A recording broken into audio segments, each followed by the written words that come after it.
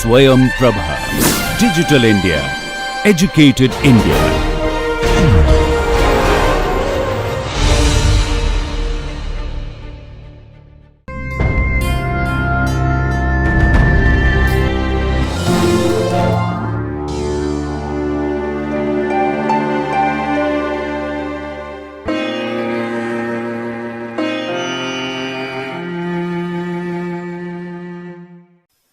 Good morning and welcome to this case study in the renal system. Let us first look at the case history. This 53-year-old man presented with complaints of passing blood in the urine for 17 days, and it was not associated with pain, passage of clots or stones, fever or any other complaints. The first episode was in 1982 and lasted for 4 days. The second episode again lasted for 4 days in 1985, and this was associated with pain during passage of clots, but it was relieved soon thereafter. The patient was managed conservatively on analgesics and plenty of oral fluids, and the hematuria subsided. He then had a third episode of hematuria in 1986, which lasted for 6 days. At this point, there was no history of burning micturition, dysuria, passage of stones, precipitancy, urgency, or increased frequency. There was never any history of fever, facial or pedal edema.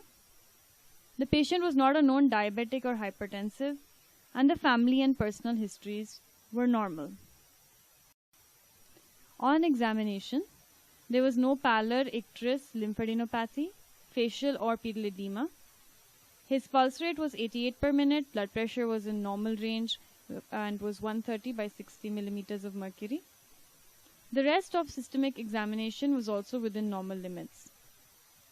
Abdominal examination, however, revealed a non-tender, firm ballotable mass in the right lumbar region. Its upper margin could not be palpated, while the lower margin was well defined. The liver and spleen were not palpable, and there was no varicocele. This patient was further investigated. Let us look at the investigations. He was anemic with a hemoglobin of 10. His total leukocyte count was in the normal range with a predominance of neutrophils. His urea and creatinine were also normal. His serum protein, serum sodium and potassium, Ag ratio, alkaline phosphatase and serum bilirubin were also in the normal range. Urine microscopy, however, revealed 15 to 20 RBCs per high power field, and you can see the RBCs now. As you can see, the red blood cells are still hemoglobinized. They are pink to red in color, and they have smooth margins. So this is non-glomerular hematuria. What do we expect in glomerular hematuria? We see dysmorphic RBCs. Dysmorphic RBCs are usually non-hemoglobinized. They have lost their hemoglobin, and they tend to show irregularity of the membrane. Other than the RBCs, the culture was negative. Ultrasound, IVP, CT scan, and transfemoral angiography was also performed. This is the longitudinal ultrasound scan of the right kidney, and it's a darker, rounded, solid mass in the cortex of the mid part of the kidney. Ultrasound is usually the first modality to detect renal cell carcinoma.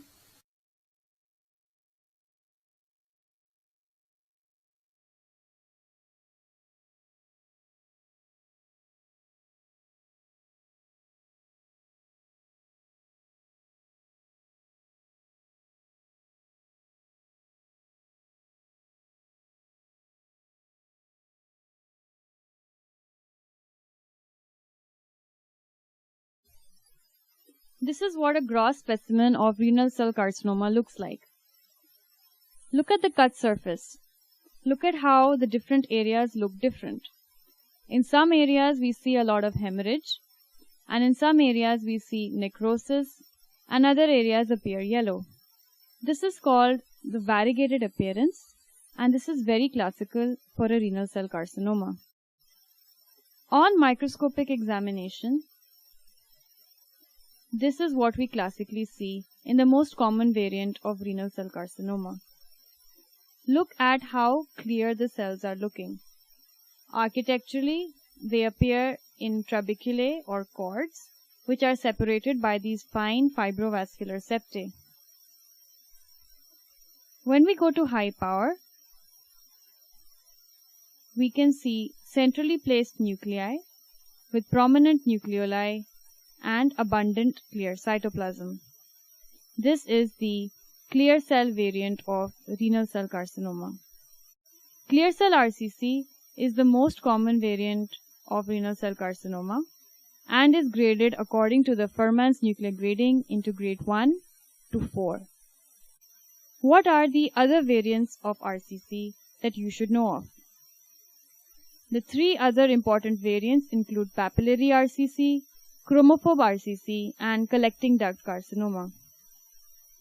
Papillary RCC is the second most common type of renal cell carcinoma. It is again usually found in the cortex and it is derived from the distal tubular cells in comparison to the clear cell RCC, which has the proximal tubular cell as the cell of origin. On gross, they appear quite similar. It also appears variegated, tan white. However, it tends to be multifocal in around 45% of cases. Chromophobe RCC and collecting duct carcinomas are rarer varieties of renal cell carcinoma. Here we have a picture of a papillary RCC. Look at the papillae, which are lined by cuboidal to columnar cells, and the interstitial foam cells within the cores of the papillae. This is the classical appearance of a papillary renal cell carcinoma. This is a chromophobe renal cell carcinoma. Look at the solid sheets and the trabeculae and cells which appear clear as well as having eosinophilic cytoplasm. Classically, in chromophobe RCC, we see perinuclear halos, as you can see in these pictures. So why does renal cell carcinoma develop? Researchers have found a genetic basis for clear cell renal cell carcinoma, and it is related to the VHL gene. The von Hippel-Lindau gene is present on the short arm of chromosome 3 and encodes for the VHL gene product. This product is an integral part of the proteasome. The ubiquitin proteasome pathway is an important pathway which is responsible for degradation of a lot of proteins. An important protein that it degrades is the hypoxia-inducible factor 1, also called HIF1. Here we can see the normal pathway for degradation of HIF once it is labeled with ubiquitin. You can see the proteasome degrading it into multiple fragments. In the situation in which the VHL gene is deleted, there is going to be absence of the VHL gene product. So let us see how that affects us.